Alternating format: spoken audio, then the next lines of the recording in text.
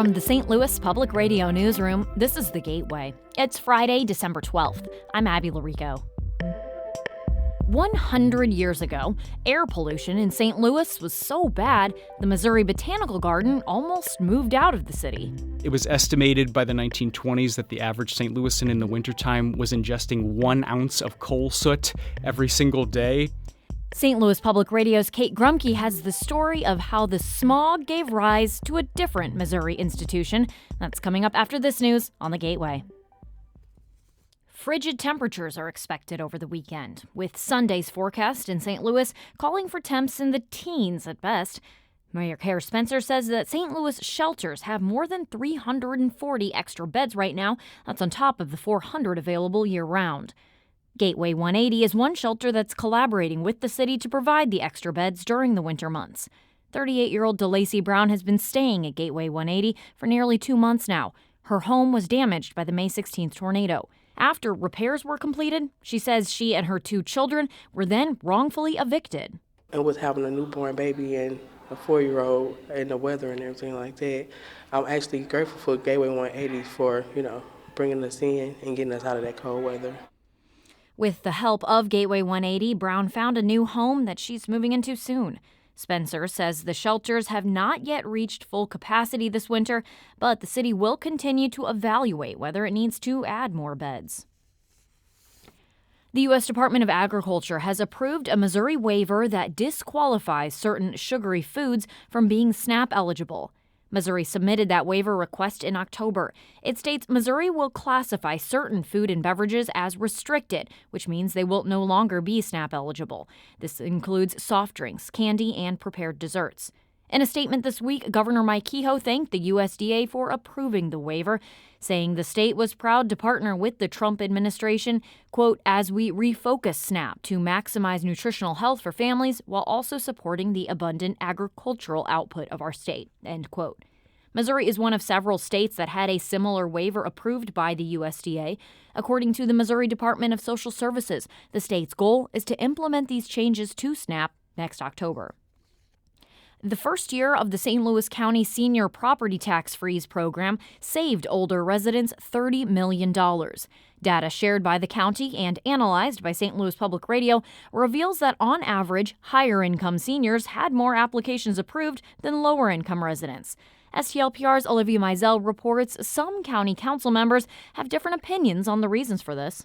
Republican Councilman Dennis Hancock from Fenton represents District 3, which includes municipalities such as Town and Country with higher property values and incomes. He says the higher rate of senior tax freeze application approvals in his district is likely due to there being a higher home ownership rate there. There's a lot of home ownership in my district. We also, I know, for example, where I live, there's a high percentage of seniors. Democratic Councilwoman Lisa Clancy of Maplewood thinks it's more of an issue of access. It was probably easier for people in the affluent areas of St. Louis County to be able to have their own transportation or have internet access. Clancy is also concerned about the loss of revenue for school districts caused by the freeze. I'm Olivia Mizell, St. Louis Public Radio. In her reporting, Olivia spoke with 76-year-old Kathy Herget, who's lived in her Spanish Lake home in North St. Louis County for more than 40 years. She says an information session she attended at the North County Government Center didn't help her much with her application. They really didn't give us any new information that was not available in their printed thing.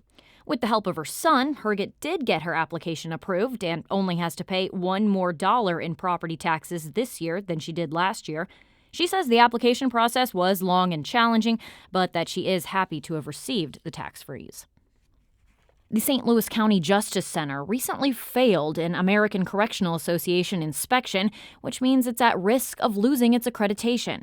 St. Louis Public Radio's Lucretia Wembley spoke about the jail conditions with one detainee's concerned mother. Susan Martin's 33-year-old son, Christian, has been detained at the county jail since the summer on a domestic assault charge. Martin says her son's mental health has been deteriorating due to poor conditions at the jail and minimal time allowed for recreation. they're not being allowed out on a consistent basis. He said of late, it's been once a day for only 50 minutes. Jail Director Jonelle Coleman says there's a reason. They do not have adequate time because we do not have adequate staff. Do we attempt daily to get individuals out of their cells? Of course we did. Coleman says millions of dollars are needed for building maintenance as well as hiring and training staff. I'm Lucretia Wembley, St. Louis Public Radio. The Transportation Security Administration is advising passengers to make sure they have acceptable forms of identification before flying this holiday season. That means real IDs for smoother checkpoint processing. Jason Hoban is the TSA Federal Security Director for Missouri. He also says if you're bringing gifts with you, don't wrap them yet.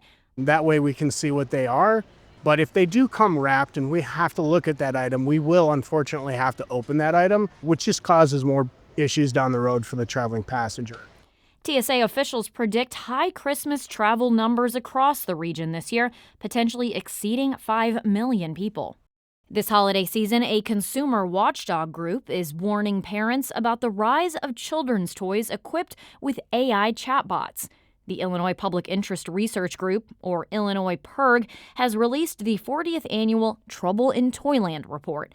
This year, artificial intelligence is getting attention. Illinois PIRG's Ellen Hengensbach says AI toys are unregulated and untested. Some experts are sounding the alarm that this is a massive experiment on kids' social development. These products call themselves your buddy, your friend, your companion, but AI friends don't act the same way real friends do.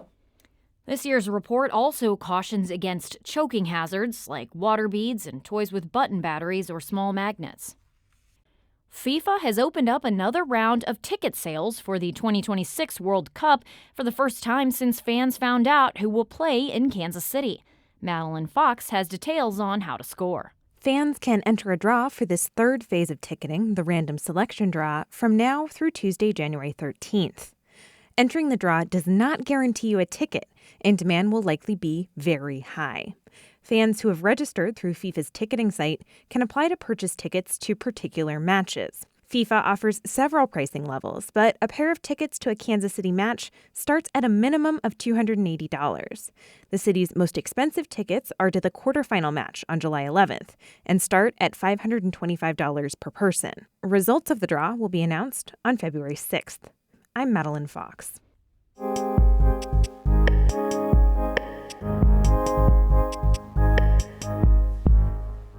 A century ago in St. Louis, cold winter temperatures brought an annual blanket of thick smog.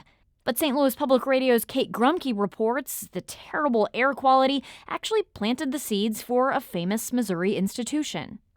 As St. Louis's population boomed in the 1920s, city residents were using huge amounts of coal to heat their homes and power their lives. St. Louis burned about 7 million tons of coal every year. That's enough to cover all of Forest Park in a layer almost 5 feet deep, says Andrew Wonko, public historian at the Missouri Historical Society. It was estimated by the 1920s that the average St. Louisan in the wintertime was ingesting 1 ounce of coal soot every single day, just walking around, being in the smoky air. Coal pollution affected every aspect of life in St. Louis. People's health, people's fashion choices. People talk about putting their laundry out on laundry lines, and you would come back and it was dirtier than when you put it in the laundry in the first place. The coal smog was also choking plants, especially the delicate ones on display at the Missouri Botanical Garden. The pollution was particularly bad for one iconic plant, says Shaw Nature Reserve Director Quinn Long. The orchids were among the most important from both a collections value and also an economic value, and they were very susceptible to harm from the poor air quality. As the problem got worse, a garden committee began a search for smog-free property to grow plants. And potentially, if conditions didn't improve, to move the entire botanical garden to this more rural property. In 1925, the Missouri Botanical Garden purchased the first 5 farms that would eventually become Shaw Nature Reserve in Gray Summit. Right away, they built facilities to grow orchids. If we go back 100 years ago, the intent was to display exotic plants from around the world. But over the decades, Long says the work at Shaw has changed a lot, just like the air improved in St. Louis. At Shaw, the focus is now on native ecosystems. In one small corner of the 2,400-acre nature reserve, a group of volunteers slides handfuls of seeds off plants and throws them into buckets. This is river oats. Mike Smith is a land steward for Shaw Nature Reserve. He started coming out here 8.5 years ago, after retiring from teaching in the Washington School District. Some of the seeds are, like I say, just really therapeutic to collect. The seed collection is part of a broader effort to remove invasive plants and put in what should be here.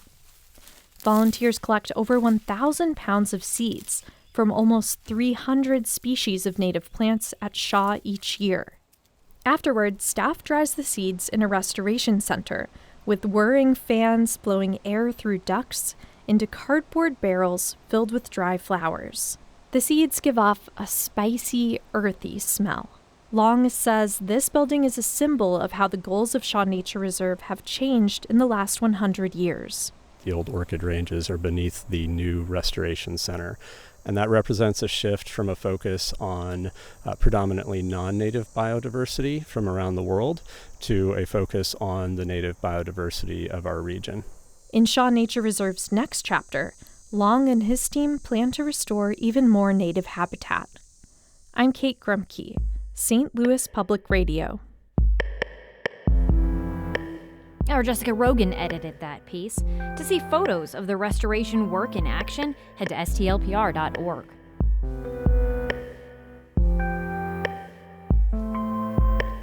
The Gateway is a production of St. Louis Public Radio, a listener-supported service of the University of Missouri-St. Louis. Music by Ryan McNeely of Adult Fur. I'm Abby Larico, and from the St. Louis Public Radio newsroom, thanks for listening to The Gateway. We'll see you Monday.